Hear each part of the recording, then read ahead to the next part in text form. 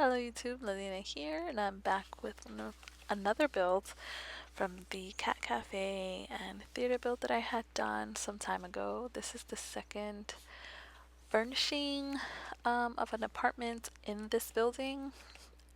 It's supposed to kind of be like a city block kind of thing with apartments upstairs. This is one of three super small apartments in the building.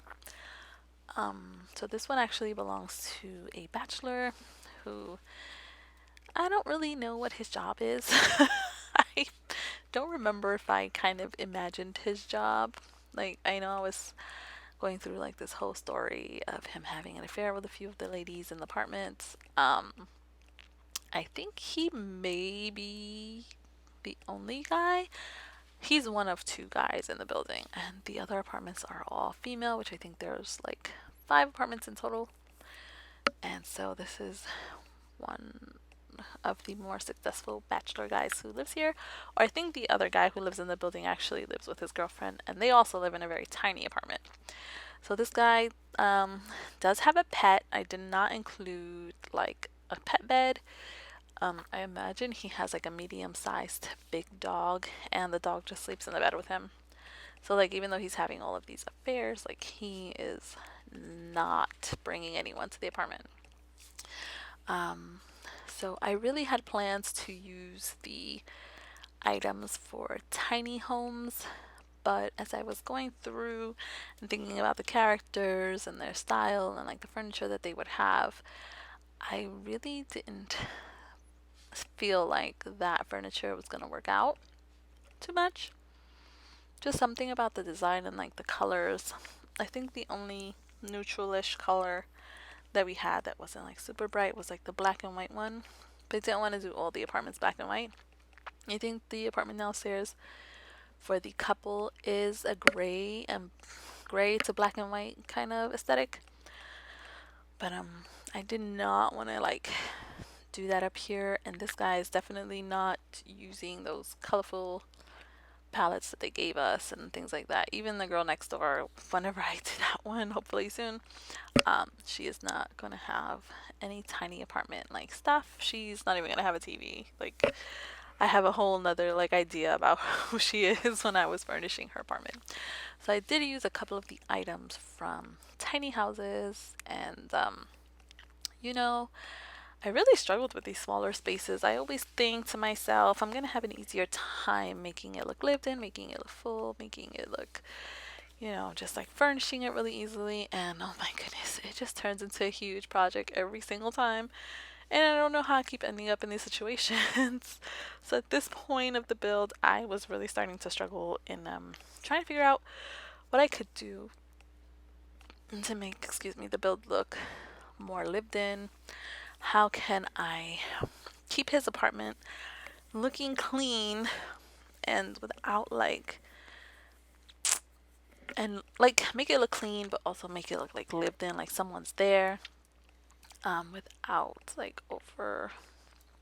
I don't really know what I mean to say. I actually kind of lost my train of thought, but I just wanted it to look lived in, and I also wanted it to look still like things were in order. So I had to be very careful with where I was putting things, and just like figuring out where to put certain items here and there, and where I had to sacrifice and not put things. Like, the only drawer he's gonna have, I believe, is gonna be the dresser in front of the mirror. I don't know if I keep that small city living dresser there. I mean, not city living, the tiny homes dresser there. I don't know that I do. I might keep it there. So what I had done to kind of replace the need for more dressers and like things like that was that I put the mirrors in, because it is a game. I had to think of it like it is just a game, and if we needed to change their clothes, like, you don't need to have a dresser. I don't even know if the dresser that's there is actually a dresser or if it's just like a table, like one of those side tables that you put in the living room. So I put the mirrors in to kind of replace that, which, I feel really bad, because what if I do end up in a tiny apartment like this? What am I going to do with my things? Like, I have so much stuff. And I don't say that to boast. It's just like, I have a lot of sketchbooks because I hoard them, and I have a lot of pencils and because I hoard them, and pens and markers and things like that. And I just don't have anywhere to put them. And I have a lot of graphic tees and I don't know where to put them either. I'm definitely cutting back on my jeans and things like that, but I don't know what to do with anything anymore. But yeah, so I was really struggling to like just fill it up. I think at this point, the first apartment kind of took it out of me, like to even keep going, because instead of taking a break in between, because I was having this kind of story builds in my mind as I was furnishing each apartment, I had to do the next one. So I probably spent about 8 hours total furnishing everybody's apartment and just thinking about what's gonna go where, and the bathrooms especially. Like I didn't want them all to look the same. I mean, it's just a bathroom, you don't, excuse me, spend that much time in there, but you know, I want them to look good. So anyway, here are the screenshots.